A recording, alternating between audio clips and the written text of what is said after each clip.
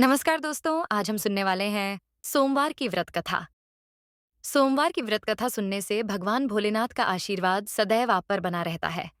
तो चलिए कथा शुरू करते हैं। यदि दोस्तों आपने अभी तक हमारे YouTube चैनल को सब्सक्राइब नहीं किया, तो सब्सक्राइब करें और बेल आइकन को जरूर दबाएं, क्योंकि इससे हमारे आने वाली सभी वीडियो का नोटिफिकेशन आप तक पहुंच जाएगा।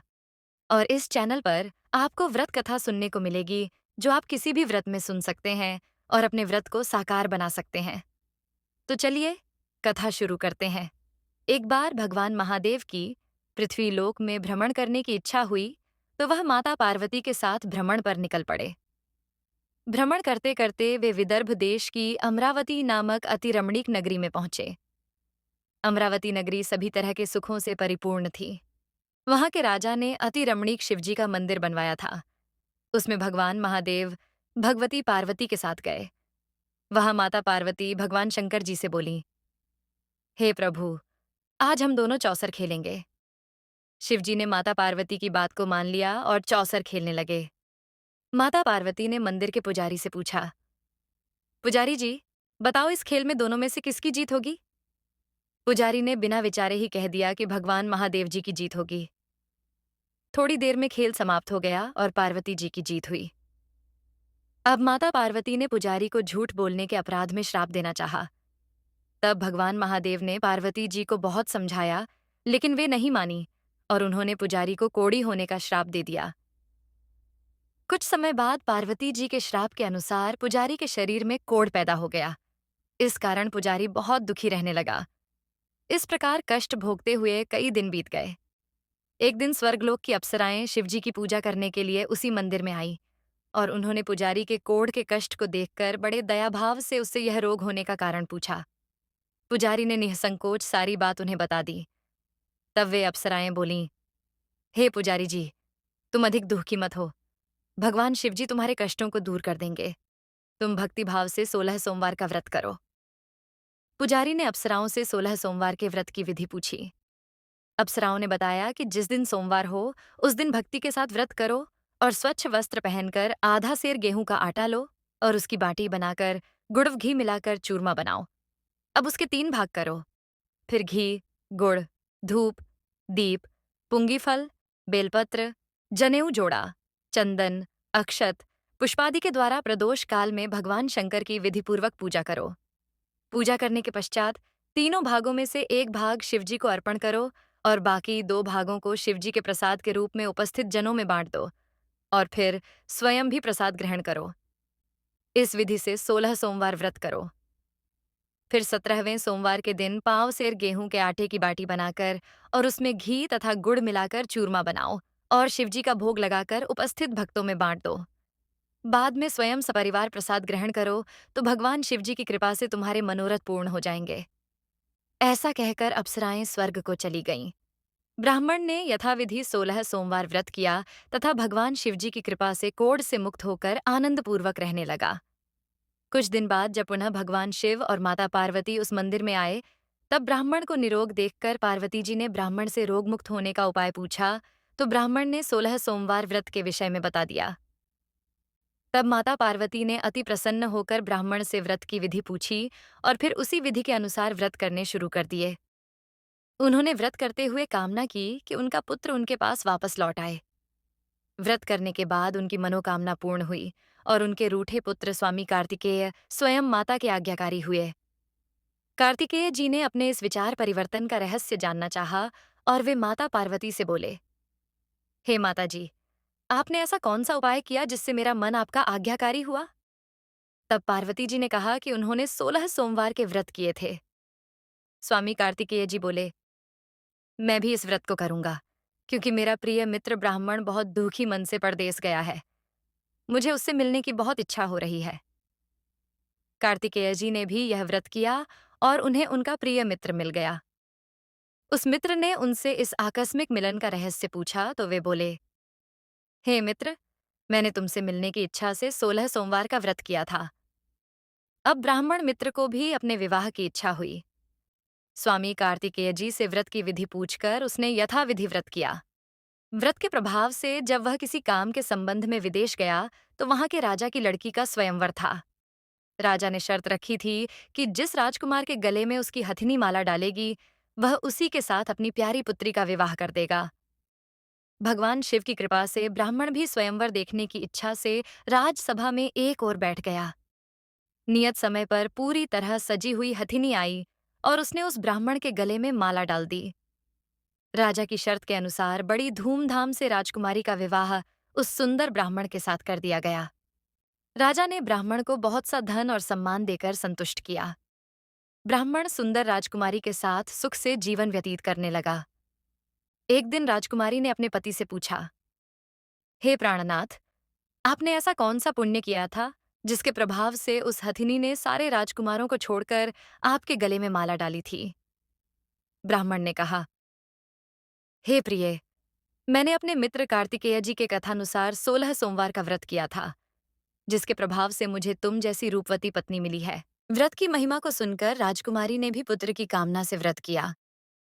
शिवजी की कृपा से उसने एक अति सुंदर, सुशील, धर्मात्मा और विद्वान पुत्र को जन्म दिया। माता पिता दोनों उस देव पुत्र को पाकर अति प्रसन्न हुए और उसका लालन पालन करने लगे। जब पुत्र 16 वर्ष का हुआ तो एक दिन उसने अपनी माता से पूछा, हे माँ, तुमने ऐसा कौन सा व्रत एवं तप किया जो मेरे जैसे पुत्र को जन्म दिया? तब माता ने पुत्र को अपने किए हुए 16 सोमवार के व्रत को विधि सहित बताया।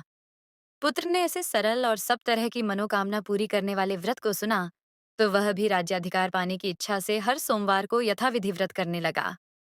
उसी समय एक देश के वृद्ध राजा के सैनिकों ने आकर उसको राजकुमारी के लिए वरण कर लिया। वह वृद्ध राजा अपनी पुत्री का विवाह ऐसे सर्वगुण संपन्न ब्राह्मण युवक के साथ कर बड़ा सुखी हुआ। वृद्ध राजा का स्वर्गवास हो जाने पर इसी ब्राह्मण बालक को गद्दी पर बिठाया गया। राजा बनने के बाद भी वह ब्राह्मण पुत्र 16 सोमवार के व्रत विधिपूर्वक करता रहा। जब 17वां सोमवार आया तो ब्राह्मण पुत्र ने अपनी पत्नी से सारी पूजन सामग्री लेकर शिवजी की पूजा के लिए शिवालय में चलने को कहा, परंतु उसकी पत्नी ने उसकी आज्ञा की परवाह नहीं की।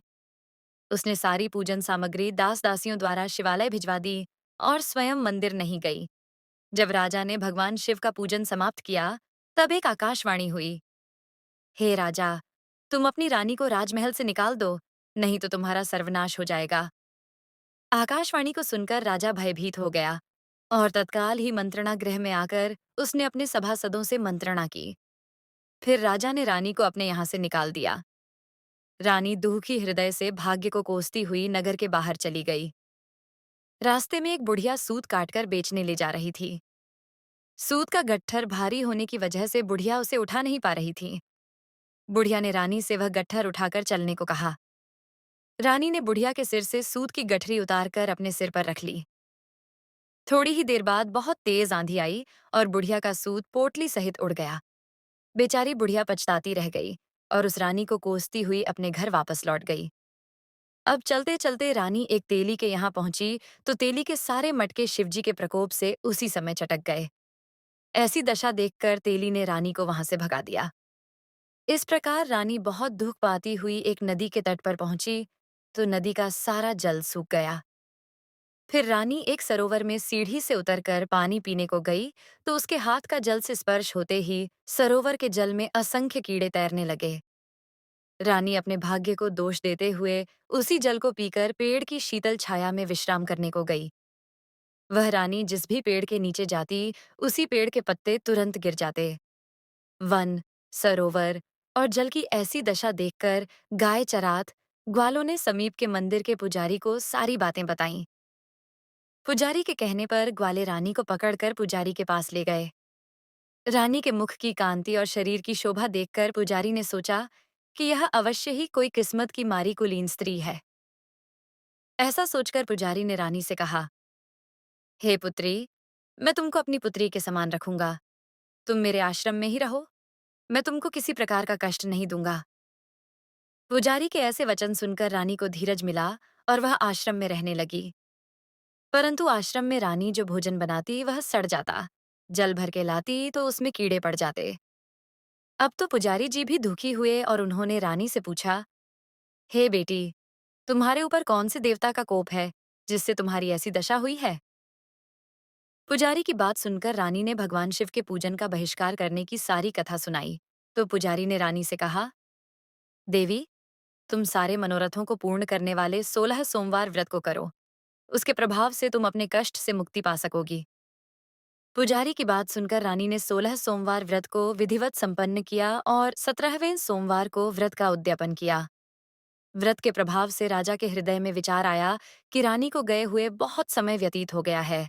वह न जाने कहाँ कहाँ भटक रही होगी। उसे ढूंढकर वापस लाना चाहिए। यह सोचकर राजा ने रानी की तलाश में चारों दिशाओं में दूत भेजे।